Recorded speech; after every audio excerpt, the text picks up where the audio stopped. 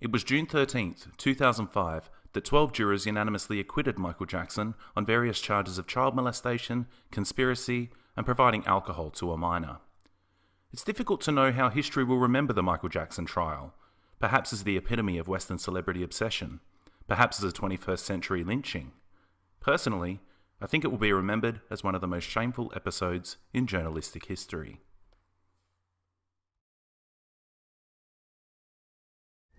In the last few weeks, a large amount of ugly, malicious information has been released into the media about me. The information is disgusting and false. It's not until you find yourself digging through newspaper archives and rewatching hours of TV coverage that you truly understand the magnitude of the media's failings. It was industry-wide. No doubt, there were certain reporters and even publications and TV stations that overtly favoured the prosecution. But many of the media's shortcomings were institutional. In a media obsessed with sound bites, how do you reduce 8 hours of testimony into 2 sentences and remain accurate? In an era of rolling news and instant blogging, how do you resist the temptation to dash out of the courtroom at the earliest convenience to break the news of the latest salacious allegations, even if it means missing a slice of the day's testimony? Looking back on the Michael Jackson trial, I see a media out of control. The sheer amount of propaganda, bias, distortion, and disinformation is almost beyond comprehension. Reading the court transcripts and comparing them to the newspaper cuttings, the trial that was relayed to us didn't even resemble the trial that was going on inside the courtroom. The transcripts show an endless parade of seedy prosecution witnesses perjuring themselves on an almost hourly basis and crumbling under cross-examination. The newspaper cuttings and TV news clips detail day after day of heinous accusations and lurid innuendo. It was November 18th, 2003. Approximately 70 investigators from the Sheriff's Department and the District Attorney's Office served a search warrant at Neverland Ranch in Los Olivos. Additionally, an arrest warrant for Mr. Jackson has been issued on multiple counts of child molestation. The bail amount on the warrant has been set at $3 million. As soon as the news of the raid broke, news channels abandoned their schedules and switched to 24-hour coverage. When it emerged that Jackson was accused of molesting young cancer survivor Gavin Arvizo, the boy who famously held the singer's hand in Martin Bashir's Living with Michael Jackson documentary, the media went into overdrive. Networks were so obsessed by the Jackson scandal that a terrorist attack in Turkey went almost entirely unreported, with only CNN bothering to broadcast George Bush and Tony Blair's joint press conference about the disaster. All 3 major networks immediately set about producing hour-long specials on the Jackson case, apparently undeterred by the fact that nothing was yet known about the allegations and prosecutors weren't answering questions. CBS dedicated an episode of 48 Hours Investigates to the arrest, while NBC's Dateline and ABC's 2020 also rushed out Jackson specials. Within 2 days of the Neverland raid, and before Jackson had even been arrested, VH1 announced a half-hour documentary called Michael Jackson Sex Scandal.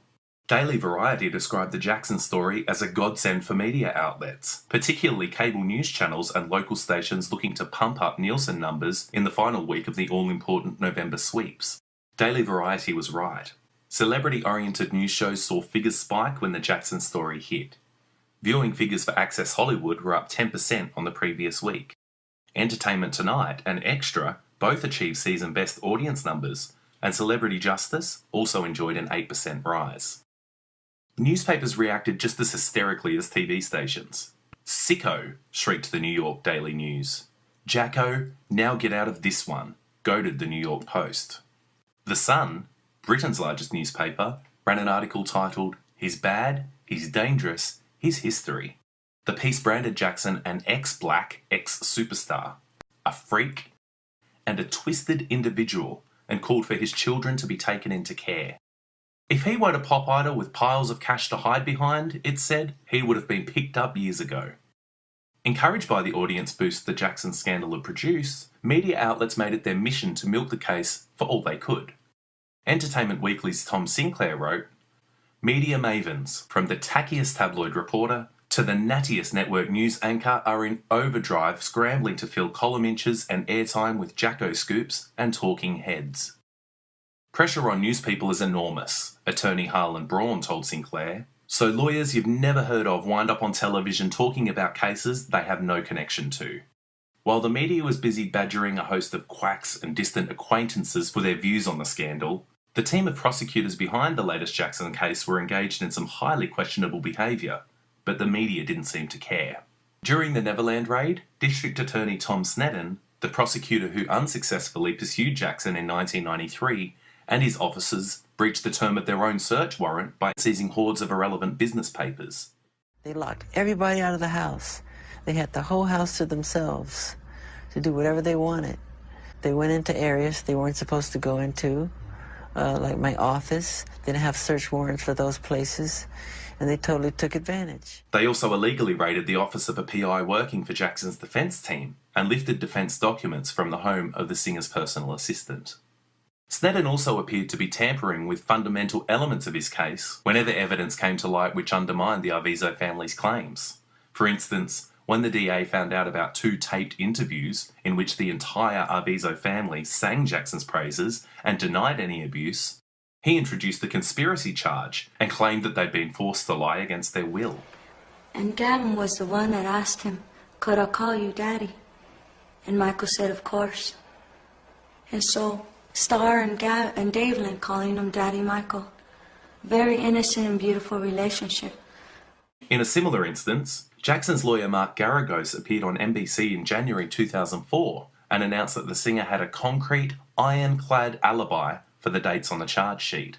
By the time Jackson was rearraigned in April for the conspiracy charge, the molestation dates on the rap sheet had been shifted by almost 2 weeks.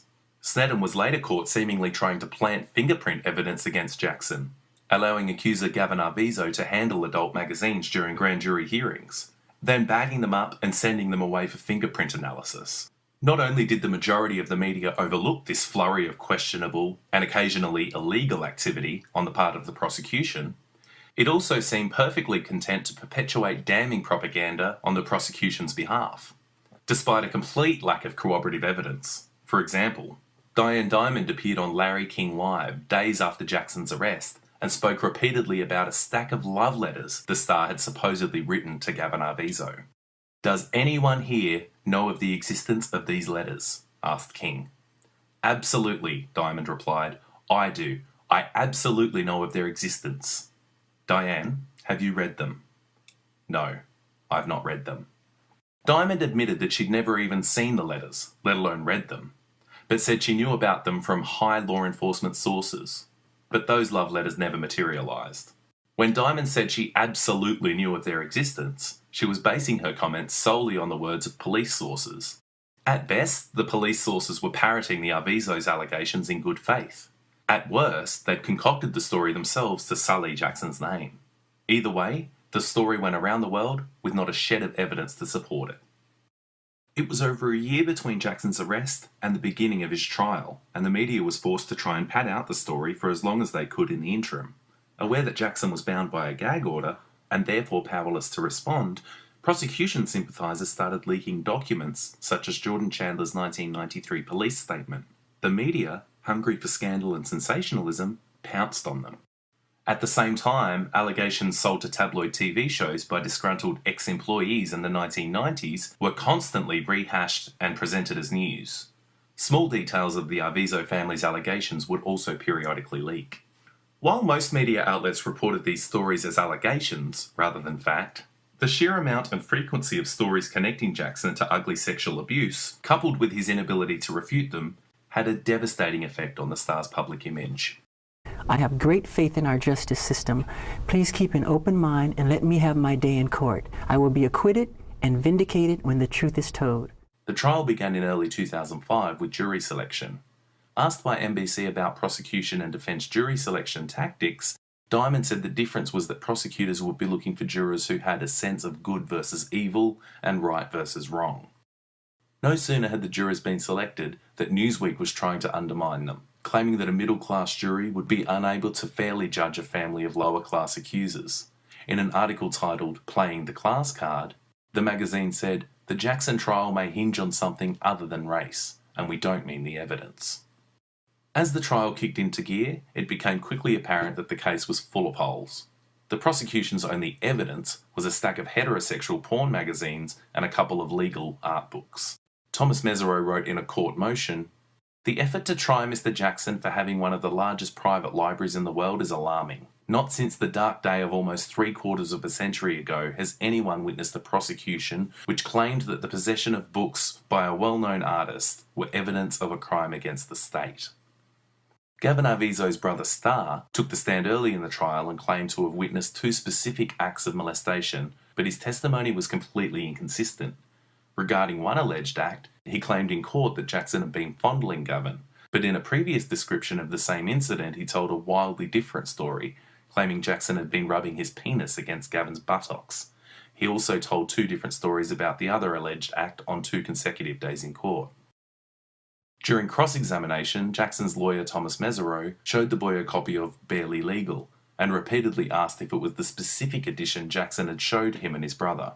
The boy insisted that it was, only for Mesereau to reveal that it was published in August 2003, 5 months after the Arvizo family had left Neverland. But this information went almost entirely unreported, the media focusing on the boy's allegations rather than the cross-examination which undermined them. Allegations make good sound bites. Complex cross-examination does not. When Gavin Arvizo took the stand, he claimed that Jackson instigated the first act of molestation by telling him that all boys had to masturbate or else they would turn into rapists. But Mesereau showed under cross-examination that the boy had previously admitted his grandmother made that comment, not Jackson, meaning that the whole molestation story was predicated on a lie. Under cross-examination, the boy severely undermined the prosecution's conspiracy charge by claiming he'd never felt afraid at Neverland and he'd never want to leave. His accounts of the alleged molestation also differed from his brother's. Unfortunately for Jackson, Gavin Arvizo's cross-examination was all but ignored as newspapers giggled and gossiped about what became known as Pajama Day. On the first day of the boy's direct examination, Jackson slipped in his shower, bruising his lung, and was rushed to hospital. When Judge Rodney Melville ordered a breach warrant for Jackson's arrest unless he arrived within an hour, the singer sped to the courthouse in the pajama trousers he'd been wearing when he was rushed to hospital. The photographs of Jackson in his pajamas went all over the world, often with no mention of Jackson's injury or the reason he was wearing them. Many journalists accused Jackson of faking the entire event in order to gain sympathy, although sympathetic is the last word you'd use to describe the media's reaction. The incident didn't stop the media from sending Gavin Arvizo's lurid allegations around the world the following day. Some outlets even ran the boy's testimony as fact, rather than conjecture. He said if boys don't do it, they might turn into rapists. Cancer boy Gavin tells court of Jacko's sex, wrote the Mirror. But the boy's cross-examination was another story. It went almost entirely unreported. Instead of stories about Gavin Arvizo's lies and the 2 brothers' contradictory allegations, newspapers were filled with snarky opinion pieces about Jackson's pajamas, even though Pajama Day had been days previously. Thousands of words were dedicated to whether or not Jackson wore a wig, and the Sun even ran an article attacking Jackson for the accessories he pinned to his waistcoats every day. It seemed like the press would write anything to avoid discussing the boy's cross-examination, which severely undermined the prosecution's case. This habit of reporting lurid allegations but ignoring the cross-examination which discredited them became a distinct trend throughout Jackson's trial. In an April 2005 interview with Matt Drudge, Fox columnist Roger Friedman explained, "What's not reported is the cross-examination of these witnesses is usually fatal to them." He added that whenever anybody said anything salacious or dramatic about Jackson, the media went running outside to report on it and missed the subsequent cross-examination. Drudge agreed, adding, "You're not hearing how witness after witness is disintegrating on the stand. There is not one witness, at least lately, that hasn't admitted to perjuring themselves in previous proceedings, either in this case or in some other case." This alarming trend of ignoring cross-examination was perhaps most apparent in the media's coverage of Kiki Fournier's testimony. Under direct examination by the prosecution, Fournier, a Neverland housekeeper, testified that when at Neverland, children often became unruly, and she had sometimes seen children so hyperactive that they could, feasibly, have been intoxicated. The media scurried outside to report this apparent bombshell and missed one of the most significant pieces of testimony in the entire trial. Under cross-examination by Thomas Mesereau, Fournier said that during the Arvizo family's final weeks at Neverland, the period which the molestation supposedly happened, the 2 boys' guest rooms had been constantly messy, leading her to believe that they had been sleeping in their own quarters all along, not Michael Jackson's bedroom. She also testified that Starr Arvizo had once pulled a knife on her in the kitchen. explaining that she did not feel it had been intended as a joke and that she thought he'd been trying to assert some sort of authority. In a devastating blow to the prosecution's increasingly hilarious conspiracy charge, Fournier laughed at the idea that anybody could be held prisoner at Neverland Ranch, telling the jurors that there was no high fence around the property and the family could have walked out at any time with ease. When Gavin and Starr's mother, Janet Arvizo, took the stand, Tom Sneddon was seen with his head in his hands. She claimed that a videotape of herself and her children praising Jackson had been scripted word for word by a German man who barely spoke English. In outtakes, she was seen singing Jackson's praises and looking embarrassed and asking if she was being recorded. Oh, we're on camera? Yeah. Oh. We are? Yeah, I said rolling. Oh, God! She said that had been scripted too. She claimed she'd been held hostage at Neverland, even though logbooks and receipts showed she'd left the ranch and returned on 3 occasions during the period of, quote, captivity. It became apparent she was currently under investigation for welfare fraud. Even the prosecutor said she may have committed perjury in certain of her applications. And had also been falsely obtaining money on the back of her son's illness, holding benefits to pay for his cancer treatments when he was already covered by insurance. Even the most ardent of prosecution supporters had to admit that Janet Arvizo was a disastrous witness for the state, except Diane Diamond, who in March 2005 seemed to use Janet Arvizo's welfare fraud, which she was convicted of in the wake of Jackson's trial, as roundabout proof of Jackson's guilt, singing off a New York Post article with the gobsmacking line, "Pedophiles don't target kids with Aussie and Harriet parents." Watching their case crumble before their eyes, the prosecution applied to the judge for permission to admit evidence of prior bad acts. Permission was granted. Prosecutors told the jury they would hear evidence of 5 former victims. But those 5 former cases turned out to be even more laughable than the Arvizo's claims. And the judge did something I've never seen happen in a case like this. With respect to 3 of those alleged 5 victims, they put on 3 guards who had worked at Neverland to say they saw these 3 people molested. And the 3 people they say they saw molested, they were my first 3 witnesses. They came in and said they were never touched. Roger Friedman complained in an interview with Matt Drudge. When Thursday started, that first hour was this guy Ralph Cocone, who had worked at the ranch as a security guard. He told the most outrageous story. It was so graphic, and of course everybody went running outside to report on it. But there were 10 minutes right before the first break on Thursday when Tom Mesereau got up and cross-examined this guy and obliterated him. The 4th so-called victim, Jason Francia, took the stand and claimed that when he was a child, Jackson had tickled him 3 times outside his clothes, and he needed years of therapy to get over it. The jury was seen rolling their eyes, but reporters, including Dan Abrams, heralded him as compelling, predicting that he could be the witness who put Jackson behind bars. The 5th alleged victim was Jordan Chandler, who fled the country rather than testify against his former friend. He's the one who got a settlement in the early 90s. Now, my understanding is the prosecutors tried to get him to show up, and he wouldn't.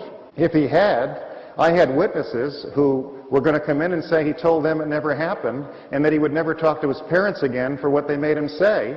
And it turned out he had gone into court and gotten legal emancipation from his parents. June Chandler, Geordie's mother, testified that she hadn't spoken to her son in 11 years. Questioned about the 1993 case, she seemed to suffer from a severe case of selective memory. At one point she claimed she couldn't remember being sued by Michael Jackson, and at another said she'd never even heard of her own attorney. She also never witnessed any molestation. So when that happens, I think we were able to effectively take all this and say, ladies and gentlemen of the jury, you can't believe these prosecutors. You can't believe their case. You know, they'll say anything to try and win. When the prosecution rested, the media seemed to lose interest in the trial. The defence case was given comparatively little newspaper space and airtime. The Hollywood Reporter, which had been diligently reporting on the Jackson trial, missed out 2 whole weeks of the defence case. The attitude seemed to be that unless the testimony was graphic and salacious, unless it made a good soundbite, it wasn't worth reporting. The defence called numerous fantastic witnesses, boys and girls who had stayed with Jackson time and again and never witnessed any inappropriate behaviour, employees who had witnessed the Arvizo boys helping themselves to alcohol in Jackson's absence, and celebrities who had also been targeted for handouts by the accuser. But little of this testimony was relayed to the public. When District Attorney Tom Sneddon referred to black comic Chris Tucker as boy during his cross-examination, the media didn't bat an eyelid. When both sides rested, the jurors were told that if they found reasonable doubt, they had to acquit. Anybody who had been paying attention to the proceedings could see that the doubt was so far beyond reasonable it wasn't even funny. Almost every single prosecution witness either perjured themselves or wound up helping the defence. There wasn't a shed of evidence connecting Jackson to any crime, and there wasn't a single credible witness connecting him to a crime either. But that didn't stop journalists and pundits from predicting guilty verdicts. CNN's Nancy Grace leading the way. And I will eat crow if they don't get this guy on something. Defence attorney Robert Shapiro, who had once represented the Chandler family, stated with certainty on CNN, he's going to be convicted. The hysteria of the fans outside the courthouse was mirrored by that of the reporters who secured seats inside, who were so excitable that Judge Rodney Melville ordered them to restrain themselves. The media worldwide were out to get Michael Jackson. The kind of copy that his being convicted, remanded to jail, the build-up to a sentencing, which would have been the biggest sentencing in world history, was something they wanted. You know, this was big, big business. They were doing everything they could to spin a conviction.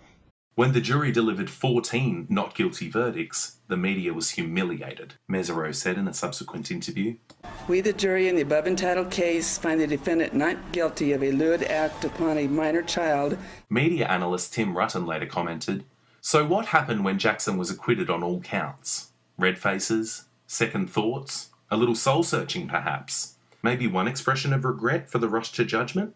In a post-verdict news conference, Sneddon continued to refer to Gavin Arvizo as a victim and said he suspected the celebrity factor had impeded the jury's judgment, a line many media pundits swiftly appropriated as they set about undermining the jurors and their verdicts. Within minutes of the announcement, Nancy Grace appeared on court TV to allege that the jurors had been seduced by Jackson's fame and bizarrely claimed that the prosecution's only weak link had been Janet Arvizo. She said, "But you know what? I'm also not surprised. I thought that celebrity is such a big factor. When you think you know somebody, when you've watched their concerts, listened to their records, read their lyrics, believed they were coming from somebody's heart, Jackson is very charismatic. Although he never took the stand, that had an effect on this jury."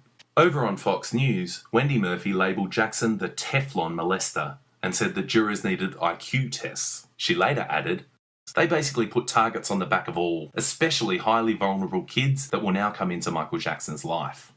Legal analyst Jeffrey Toobin told CNN that he thought the prior bad acts testimony had been effective evidence, even though various boys at the heart of the testimony had taken the stand as defence witnesses and denied ever being molested.